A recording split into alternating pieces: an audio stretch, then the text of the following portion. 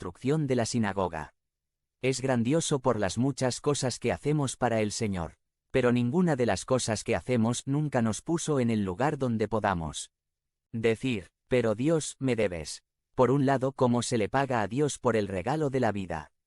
Las Escrituras nos preguntan en Romanos 11:35 quiénes han dado a Dios para que Dios les pague. Por otra parte, todavía no sabemos lo que Dios tiene en mente para dar a los que le aman. La recompensa de Dios siempre será mayor que lo que entregamos. Jesús accedió a acompañarlos a la casa del centurión, pero no creo que Jesús tenga en mente lo mismo que ellos. Es posible que traigamos a Jesús sin darnos cuenta de que Jesús tiene una agenda diferente a la nuestra. Jesús siempre tiene sus propios propósitos en mente. Encontramos en el versículo 6, Lucas 7:6 NV y 6 Entonces Jesús fue con ellos. No estaba lejos de la casa cuando el centurión envió a unos amigos a decirle: Señor, no te molestes porque no merezco que entres bajo mi techo. El próximo grupo de unos a otros en aparecer son los amigos del centurión. Llegan porque el centurión se dio cuenta de que había cometido un gran error. Él había pensado que si aparecían las personas con el nombre correcto, sería más probable que Jesús respondiera. Ahora se da cuenta de que Jesús no opera en base a favores religiosos, conexiones políticas o nombres de celebridades. Este grupo de amigos son gente común y corriente. El centurión se da cuenta de que Jesús recibirá un mensaje de la gente común tan fácilmente como lo hará de los ricos y poderosos. Después de enviar a los poderosos a pedirle a Jesús que venga, envía a los don nadie a pedirle a Jesús que no venga. Ahora, cuando algunos de los discípulos escucharon esto, probablemente dieron un suspiro de alivio. No tendrían que arriesgarse a entrar en la casa de un gentil. Ves que querían seguir a Jesús, pero aún no eran librera de dejar que Jesús fuera el Señor en todas las áreas de sus vidas. Todavía tenían algunos entre sí con los que no querían tratar todavía. El centurión no está pensando en la regla de la casa judía gentil. El centurión primero reconoce que Jesús es el Señor. Jesús no tiene que cambiar su horario para venir a su casa a satisfacer una necesidad. En segundo lugar, el centurión reconoce que nada de lo que haya hecho puede poner a Jesús en deuda con él. No solo se siente indigno de tener a Jesús en su casa, sino que se siente indigno incluso de venir a Jesús. ¿Recuerdas la historia de Pedro el día que el Señor llenó las barcas de peces? Cuando Pedro vio las barcas llenas de peces, cayó de rodillas ante Jesús y le dijo: Aléjate de mí, Señor. Soy un hombre pecador. Cuanto más entiende el centurión quién es Jesús, más reconoce que es un pecador que necesita un Salvador. Señor, ni siquiera soy digno de ir a ti. El centurión tiene un momento de comprensión una vez que entiende que Jesús es el Señor. Él ve que Jesús no tiene que estar limitado por el espacio o la distancia porque el poder está en la palabra de Jesús. Como alguien a quien su Padre Celestial le ha confiado la autoridad, Jesús puede lograr cualquier cosa que el Padre desee. En el versículo 8 encontramos al centurión diciendo: 7 Por eso ni siquiera me consideré digno de ir a vosotros. Pero di la palabra, y mi siervo sanará. 8 Porque yo mismo soy un hombre bajo autoridad, con soldados debajo de mí. A este le digo: ve, y se va, y aquel, ven, y viene. Le digo a mi siervo: haz esto, y lo hace. Lucas 7:7-8 NV. Este hombre podía estar en paz porque realmente creía que Jesús estaba a cargo de esta situación. Perdemos nuestra paz y nos llenamos de ansiedad cada vez que dejamos de creer que Jesús es el Señor. Nos volvemos temerosos de que esto va a pasar o eso va a pasar si Dios no interviene para impedirlo. Tenemos dificultades para aceptar que los medios de Dios para un fin son muy diferentes a nuestros medios para ese mismo fin. Todos en ese momento estaban ansiosos por ver a Jesús hacer un milagro. Pero aquí hay una persona que dice: Señor, no necesito verte hacer nada. Sé que si solo lo dices tienes la autoridad para hacerlo realidad. Mire la respuesta de Jesús, Lucas 7:9 NV y 9. Cuando Jesús escuchó esto, se asombró de él, y volviéndose a la multitud que lo seguía, dijo: Os digo que no he encontrado una fe tan grande ni siquiera en Israel. Jesús se asombró de un centurión romano gentil que estaba dispuesto a derribar barreras para conocer a Jesús. La multitud a la que Jesús hace esta audaz declaración son 1 algunos de los discípulos judíos de Jesús que lo siguen, 2 el grupo de ancianos judíos que le fueron enviados y 3 el grupo de los centuriones amigos que probablemente son gentiles. ¿Te imaginas lo sorprendidos que estaban al escuchar a Jesús decir: no he encontrado una fe tan grande ni siquiera en Israel? Jesús está exaltando la fe de un gentil temeroso de Dios por encima de la fe del pueblo judío al que ha estado ministrando durante los últimos años. Exalta la fe del centurión incluso por encima de la de sus propios discípulos. Me pregunto cómo les hizo sentir esto. ¿Crees que se regocijaron de que Dios estaba obrando de una manera tan asombrosa en la vida de un gentil? ¿Crees que estaban envidiosos o tal vez celosos? ¿Crees que le hayan pedido a Dios que les diera el tipo de fe que tenía el centurión? Después de que Jesús hizo esta declaración, me pregunto cuántas personas perdieron interés en el centurión y su esclavo.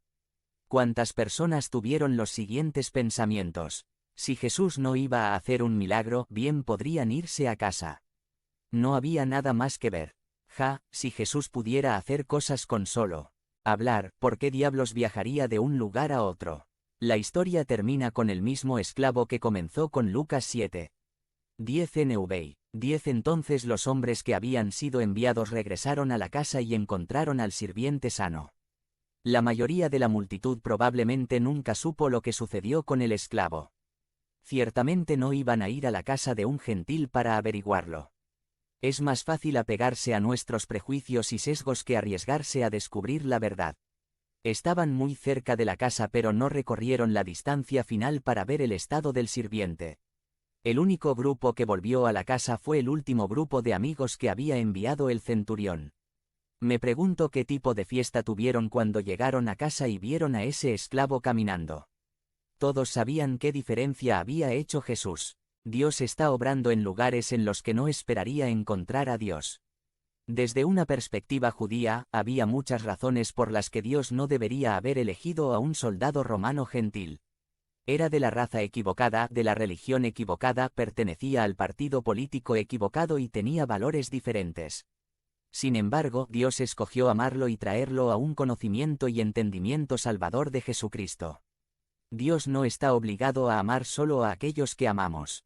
Estamos obligados a amar como Cristo con un amor indiscriminado por las personas.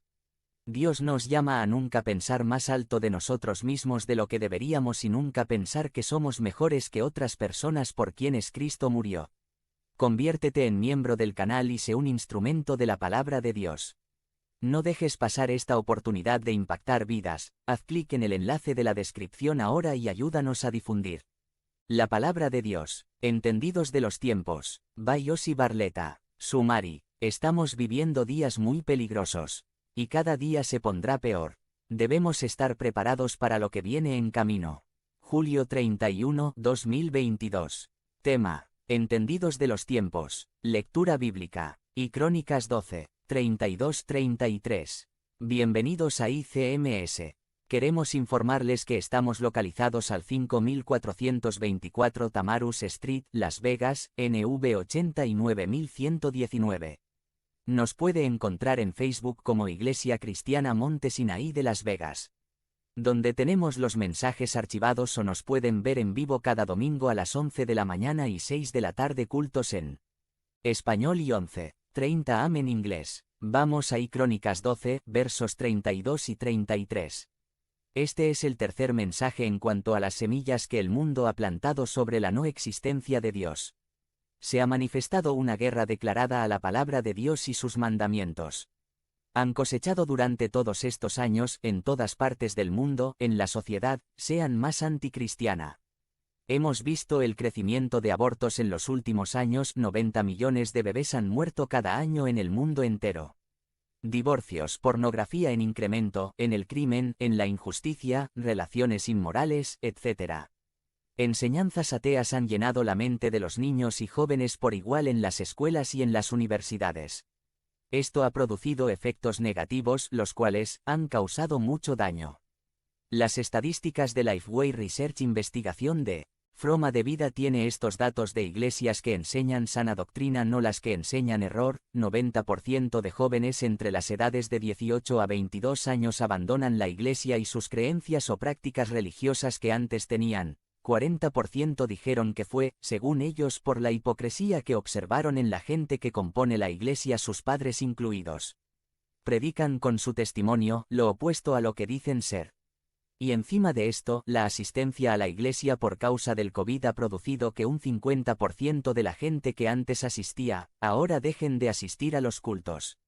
Algunos, incluso, dicen, es el único día que tengo para limpiar la casa. O el único día que tengo para estudiar. Otros no asisten porque están cansados. En los días de antes a mí me enseñaron el valor tan grande que tiene para el creyente cuando asiste a la iglesia. Sea en tiempo de calor o de frío. En la iglesia tienen hasta el día de hoy pantallas chiquitas para dar calor en el invierno y abanicos o fans para el tiempo de calor.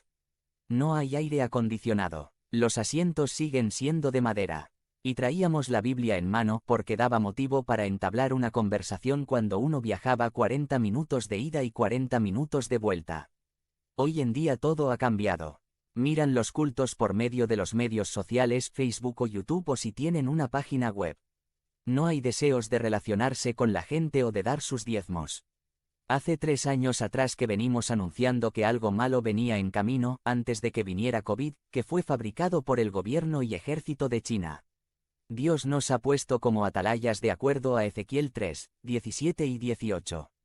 Las ciudades se defendían con muros altos y encima de los muros habían torres donde los atalayas podían ver cuando los enemigos estaban por atacar la ciudad. Su trabajo era de velar y sonar la alarma cuando había peligro. Y Dios dice, Hijo de hombre, yo te he puesto por atalaya cuando yo dijere al impío. De cierto morirá si tú no le amonestares, el impío morirá por su maldad, pero su sangre demandaré de tu mano. Hoy en día los atalayas se han convertido en enemigos de la gente porque cubren con sus mensajes que no traen la verdad. Pablo dijo, predica la palabra, insta a tiempo y fuera de tiempo, redarguye, reprende, exhorta con toda paciencia y doctrina enseñanzas. 2 Timoteo 4. 12. Entendiendo los tiempos. Tenemos aquí a David que fue proclamado rey por el pueblo. Estaba encerrado por causa del rey Saúl. Pero tiene un grupo de valientes que le ayudaron en la guerra. Verso 1, capítulo 12 de Enero Crónicas. Este grupo son los hijos de Isacar. 200 de los principales sabían lo que Israel tenía que hacer. Tenían entendimiento de los tiempos. Tenían conocimiento de lo que estaba pasando en esos momentos. Vamos al capítulo 11 y versos 1 y 2, 9 y 10 y luego en el capítulo 12, versos 21 y 22. Podemos ver que no tenemos lucha contra sangre ni carne, sino contra potestades de las tinieblas. En esta guerra se puso en evidencia la falta de guerreros en la Iglesia de Cristo. ¿Por qué? ¿Por qué se ha removido la cruz en los lugares públicos? Prohíben las oraciones o lectura de la Biblia en las escuelas. No se puede decir Feliz Navidad. No se pueden poner decoración que tenga que ver con la Natividad o cosas que tenga que ver con la adoración de Jesús. Remover los 10 mandamientos y enseñar evolución en las escuelas y las universidades. Existe tiranía y abuso de poder. La Iglesia ha dejado de ser la luz del mundo. Tenemos que reclamar lo que hemos dejado perder ante el enemigo por nuestra indiferencia y dejadez. La filosofía del mundo ha invadido la Iglesia de Cristo. Por eso tenemos el rechazo de las autoridades como la policía, personal de las escuelas o hacia los padres. Pero lo que es peor, es que esto produce el rechazo a la autoridad de Dios en nuestras vidas, al igual que su palabra. Si no tenemos esto, no seremos efectivos si no entendemos los tiempos. El mundo ha llenado las mentes de tal manera con sus filosofías que la base de la moralidad de la sociedad se mueve bajo estas enseñanzas. Lo bueno es malo y lo malo es bueno. Si Dios no existe, ¿por qué tengo que obedecer los 10 mandamientos? ¿Por qué tengo que obedecer a Dios si mis padres no viven sus vidas en obediencia a Dios? ¿Por qué no puedo vivir una vida inmoral? ¿Quién dice que es malo? Si no ponemos en evidencia la autoridad de Dios y su palabra, el resultado será que nuestras vidas van a reflejar el ser tibios. Vamos a Jueces 21, 25. En estos días no había rey en Israel, cada uno hacía lo que bien le parecía. La ausencia de Dios, nuestra forma de pensar será de relativista moral y esto ha permeado la sociedad y la cultura. Se nos dice que debemos ser tolerantes. Tenemos que tolerar lo malo, pero no debemos de tolerar a Dios y menos su palabra. Debemos de entender que no hay ni existe lugar para que la Iglesia tome una actitud de ser neutros en esta sociedad. O caminamos en la verdad y en la luz, o caminamos en la mentira y engaño y en tinieblas. O somos de Cristo o estamos en su contra. O somos ovejas o somos cabritos.